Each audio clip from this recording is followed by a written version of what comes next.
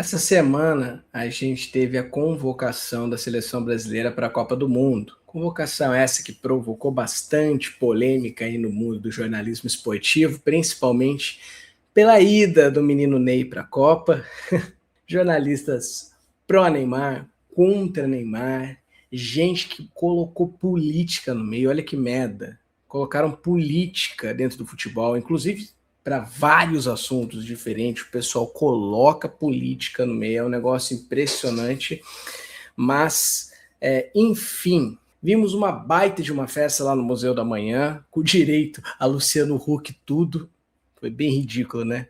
Daquela fechada, a câmera no Luciano Huck no momento que o Neymar é anunciado, né? E nós vamos fazer aqui uma pequena análise na lista de convocação de Carleto Ancelotti. Como eu falei, aqui no canal é Ancelotti, tem nada de Ancelotti. Vou compartilhar aqui. Lista de convocados. Goleiros. O nosso querido Carlo Ancelotti levou Alisson, Ederson, esses dois eram esperados. E a surpresa, eu diria que a maior surpresa dessa convocação, o Everton do Grêmio para terceiro goleiro. Bom, eu sou palmeirense, conheço bem o Everton, que por anos catou lá no Palmeiras, é um baita de um goleiro.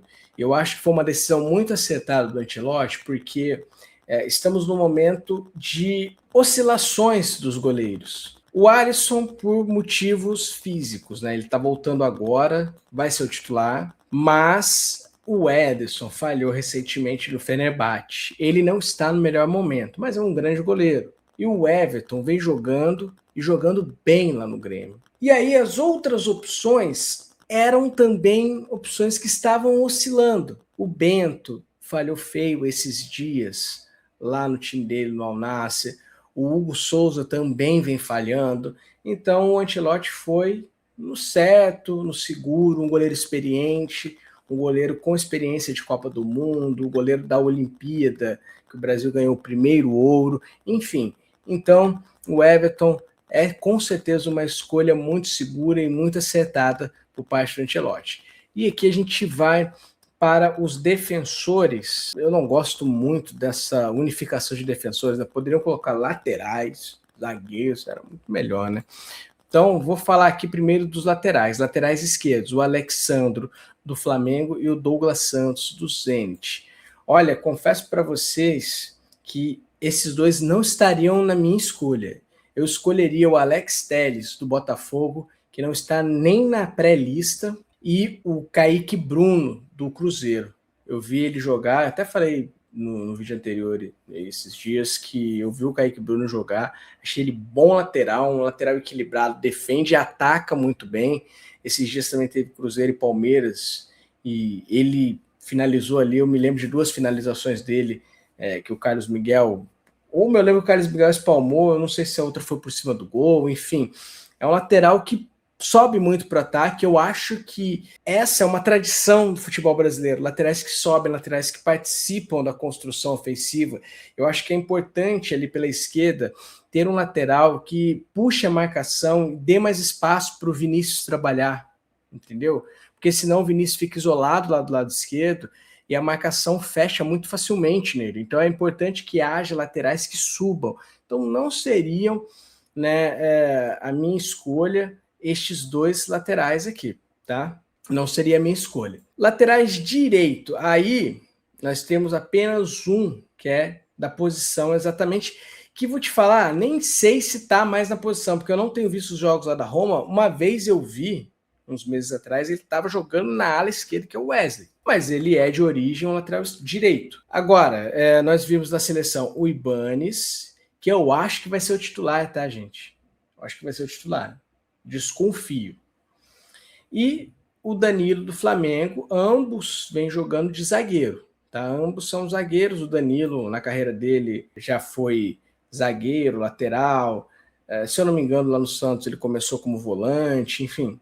Mas é um jogador que nos últimos anos jogou de zagueiro. Nós temos aqui para a zaga, de fato, o Bremer, né, que é uma excelente escolha. O Gabriel Magalhães, que vai ser titular, né, vai disputar a final da Champions League contra o PSG do Marquinhos. E a opção do banco para o Gabriel Magalhães é o Léo Pereira, porque ambos são canhotos. Então, Gabriel Magalhães e Marquinhos será a dupla titular, Bremer e Léo Pereira a dupla reserva, tá?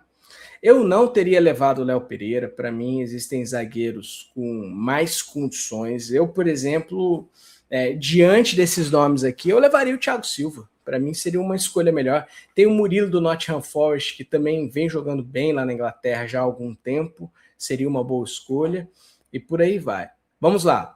Meio-campistas. Bruno Guimarães, Casimiro. Essa é a dupla titular. Não tem jeito. A dúvida fica se o Danilo vai ser titular também. Eu escalaria o Danilo titular. Eu acho que ele é uma peça importante para o estilo de jogo do Ancelotti, de muita intensidade, de verticalidade, de ataque a espaço. O Danilo é especialista em atacar espaço. Eu iria com o Danilo de titular nessa seleção. Fabinho e Lucas Paquetá vão ser reservas. O Paquetá é um nome que surpreende um pouco, porque o Ancelotti vinha optando pelo Andrei Santos, e eu achei que o Andrei Santos iria para essa Copa, mas não foi, ele optou pelo Paquetá. Tinha o nome também do Gerson, do Andreas Pereira, mas ele optou por levar o Paquetá mesmo não estando no melhor momento. Ele oscila lá no Flamengo, tem jogos que ele vai muito bem, tem jogos que ele mal aparece.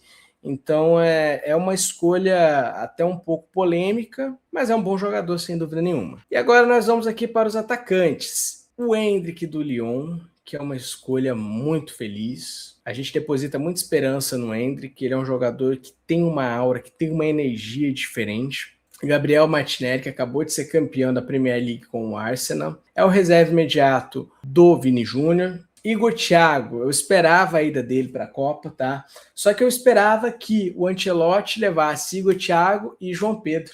E o João Pedro acabou não indo. Acho que é merecido o nome do Igor Thiago, porque ele vem fazendo uma temporada espetacular no Brentford, então ele merece ser recompensado com uma convocação. Outro jogador que eu tô botando muita esperança, Luiz Henrique. Eu acho ele craque, eu gosto muito desse jogador. Matheus Cunha, um jogador do agrado da Ancelotti, o Ancelotti gosta muito dele. Rafinha, voltando de lesão, vamos ver como ele vai voltar.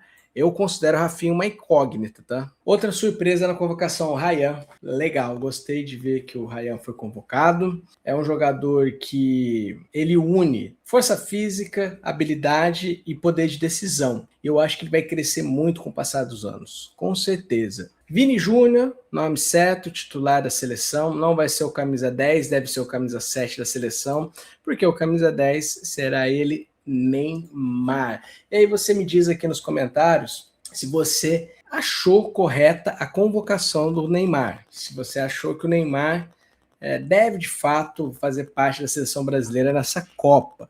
Tem muita gente que fala assim, olha, é o único jogador diferente da seleção, é o melhor jogador que surgiu nas últimas décadas aí no futebol brasileiro.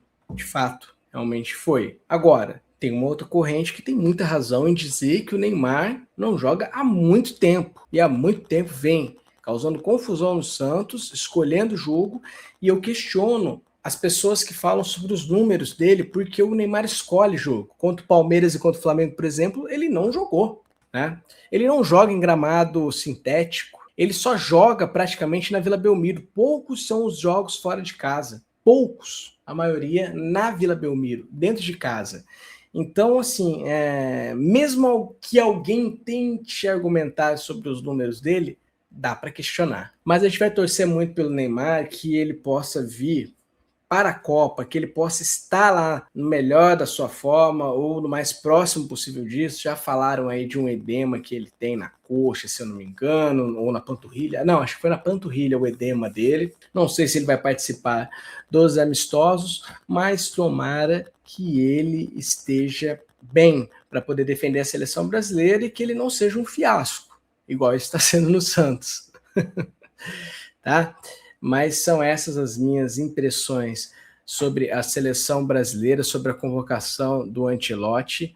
E eu vou falar para vocês, o Brasil sempre se deu bem em Copa do Mundo, ou as últimas Copas, se deu bem quando ia como um azarão, quando não era favorito. Em 94, o Brasil classificou no último jogo contra o Uruguai, naquele jogo histórico que o Romário faz 2 gols, E em 2002 o Brasil também teve uma eliminatória muito difícil, em que classifica, não me lembro contra quem, que o Luizão faz gol também, classifica na Bacia das Almas, e vai para a Copa do Mundo com desconfiança.